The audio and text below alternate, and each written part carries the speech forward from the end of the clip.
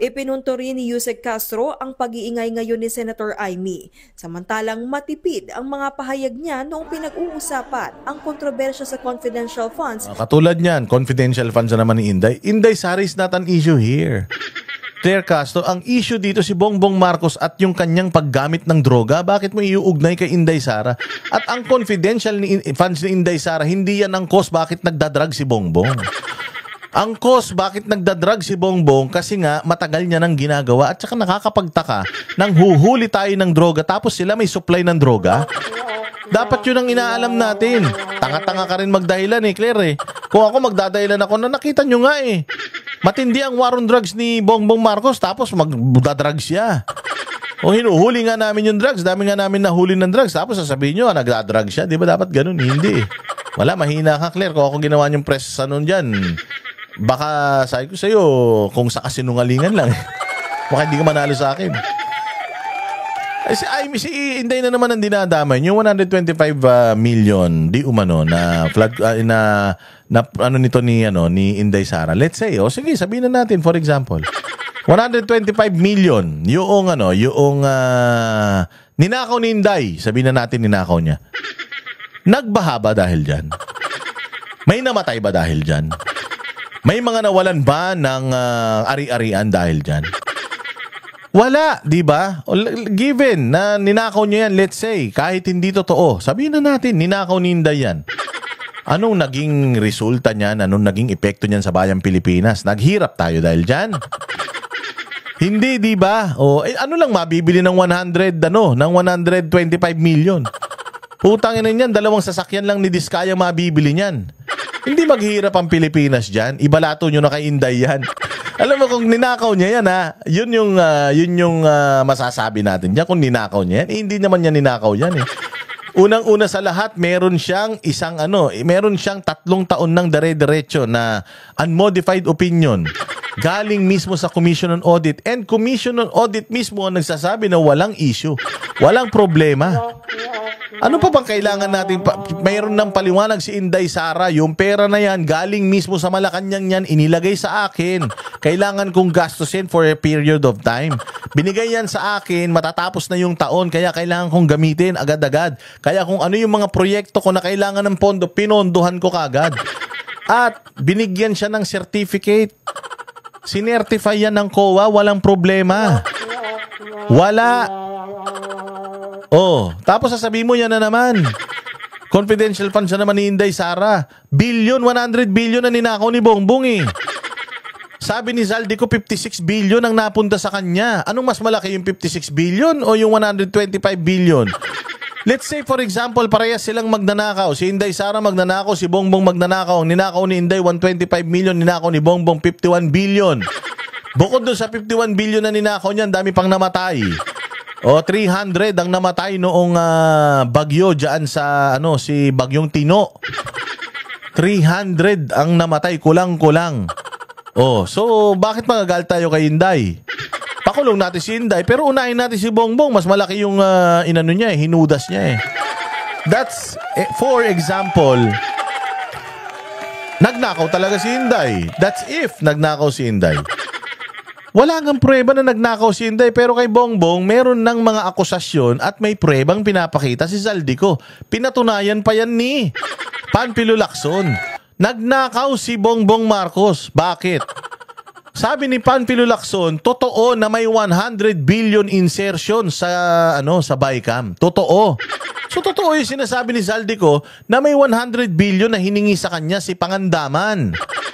Ang sabi ni Lacson ngayon, hindi si Bongbong ang nakinabang doon sa 56 billion na kurakot. Kung hindi itong 2 ASEC, USEC, ulul. Putang ina mo, maniniwala kami, ASEC, na mas magaling pa sa presidente?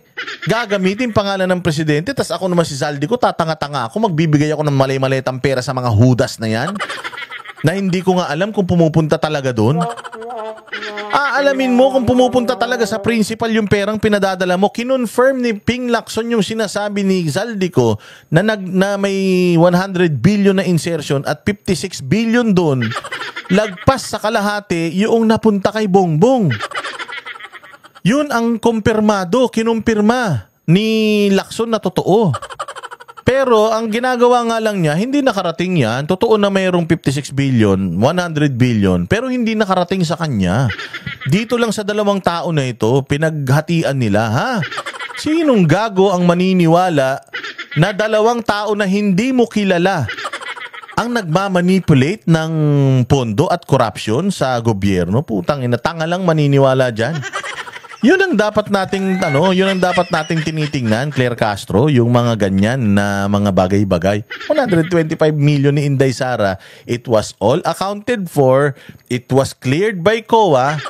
Bakit yun na naman ang problema? Ni Vice President Sara Duterte, kitang-kita naman daw na may pinapanigan ang senadora. Mas pinoprotektahan niya ang mga taong may issue about corruption, May issue about corruption. Ito confirmed na corruption. Nasa BICAM 100 billion insertion ni Bongbong. 56 billion ang kinubra. Sinabi ni Ping, totoo daw. Oh, yan ang tatagang korupsyon. Putang ina, bulag. Ikaw ang bulag at ikaw ang may pinoprotektahan. Sa bagay, bayad ka. Pero alam mo, Claire, hindi enough. Kung magkano lang kinikita mo, hindi ko gagawin to for 1 million a day, no. Oo, I'm pretty sure Claire Castro is doing this for a higher price. I'm pretty sure. Oo, again, I may be wrong and I am wrong. Pero ako sa sarili ko, sa ginagawa ni Claire na sinisira niya yung pati buhay ng itong ginagawa niya na to, pati buhay ng pamilya niya. Sinisira niya. Bakit? Dahil sa alam niya na nga yung kasalanan, inaano niya pa, pinagtatanggol niya pa. Kahit na nakamatay na yung mga ginagawa nilang kademonyohan, pagtatanggol pa din niya. Hindi lang buhay, pati kaluluwa nito ni Claire Castro, talaga may karma ito. And hindi ako maniniwala na she's just being paid or getting paid for a small amount. Yung sweldo lang niya, no? Hefty yan. Sigurado ako by the millions yung kinikita nitong tao na to. Kahit magmukha siyang tanga, okay lang. protektahan niya ang mga taong umamin na murderer. Kaysa sa kapatid niya na nagsasagawa lamang. Bago ang murderer kayo. Yung tatay ni Bongbong Marcos, yan ang murderer. Ang dami namatay nung martial law. Oh. So yun pa rin. Yun pa rin ang may nyo sa mga Duterte, murder. Sabi nga nila, if you are not if you're not willing to kill for your country, do not be president. Oo. And let's say, for example, PRD is a murderer.